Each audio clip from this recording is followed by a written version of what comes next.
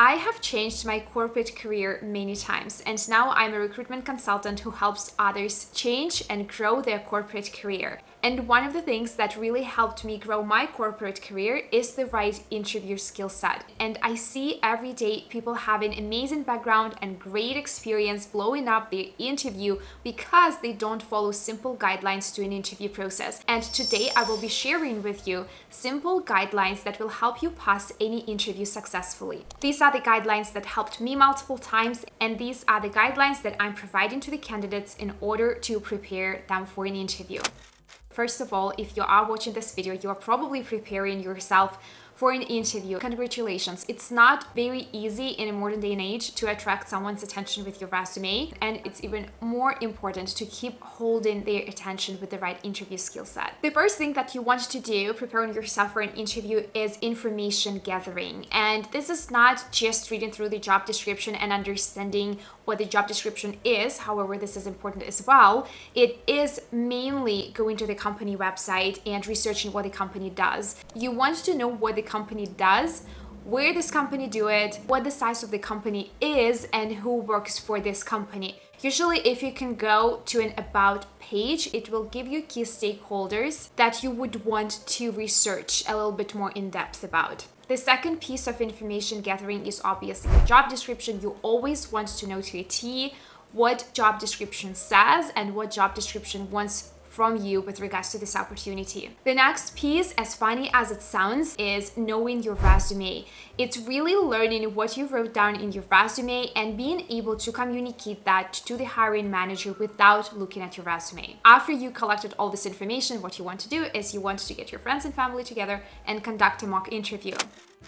Now, after you gathered all the information you need, the next part you need to focus on is your presentation. First of all, you always need to dress appropriately, and if you're not sure what to wear, ask your recruiter or overdress. It's way easier to underdress and to create the wrong impression than overdress and create a professional impression. If you are having an interview in the office setting, always arrive 10 to 15 minutes earlier to give yourself some time to use the bathroom, to go get some water or coffee or tea or whatever you need to calm your nerves and prepare yourself for the meeting with the hiring manager. But if you are having a virtual interview, make sure you show up 4 to 3 minutes prior to the meeting and wait in the lobby. Always maintain professional attitude while you are at the interview. Always have a good attitude about yourself and good attitude about your experience. And if you are having an interview over the phone, like if it's a pre-screen interview, don't forget to smile because people will be able to hear your smile even over the phone.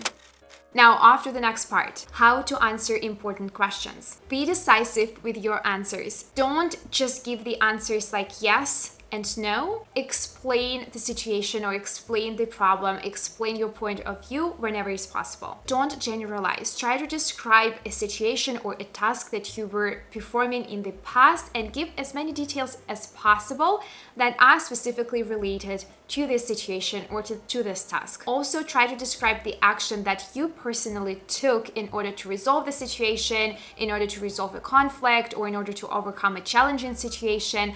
Always use the pronoun I versus we, even though you were probably working with a team. Take some credit for resolving the situation. Be prepared to answer behavioral questions. They're usually around difficult situations, problems, challenges, managing people, understanding your leadership style. The manager will most likely want to hear how you handled a difficult situation at workplace. Think about a big project or your achievement within the company that you can use as an answer to this question. I'm pretty sure that if you have been working in a corporate environment, you most likely overcame a lot of difficult situations in the past. And always stick to the simplest formula to answer behavioral question. That is, this was the problem, this is what I did, and this was the outcome. After next part of you preparing for your interview, it is important for you to understand what questions are okay to ask and what questions are not okay to ask. When the hiring manager is asking you if you have any questions, the right answer is always yes. You always want to show that you're curious in what the company does and you are curious about this position, and you always want to come up with 1 or 2 good questions. So good questions to ask are why this position is available, what type of training will be offered with this position, what obstacles obstacles they see the potential candidate must overcome in order to succeed in this position, what are the goals of this position, how my performance would be evaluated in this position, and my favorite question is what opportunities are there for growth in the long term. And this question is important to ask because it shows the management team that you are intended to stay with the company long term and grow into further roles with them. Now, let's touch upon the questions that you should never ask in your interview. The questions like money, the questions like benefits, the questions like hours of work. Unless they like you, none of this stuff matters.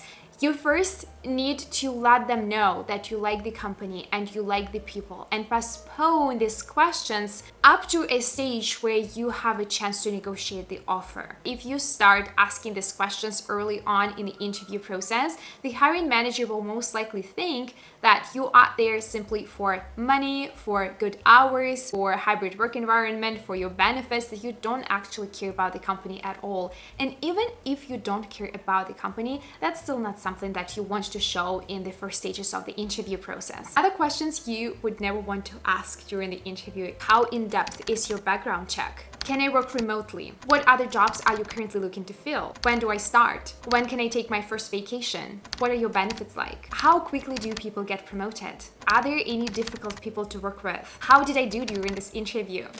Now, let's talk about the end of the interview. If you feel like this is the right opportunity for you, and if you're genuinely interested in the company, if you had a good chat with the hiring management team, don't be afraid to show your enthusiasm. Express your interest in the company and in this opportunity. You can follow up after the interview and appreciate the time that the hiring management spent interviewing you. It shows that you're genuinely interested and you want to join the company.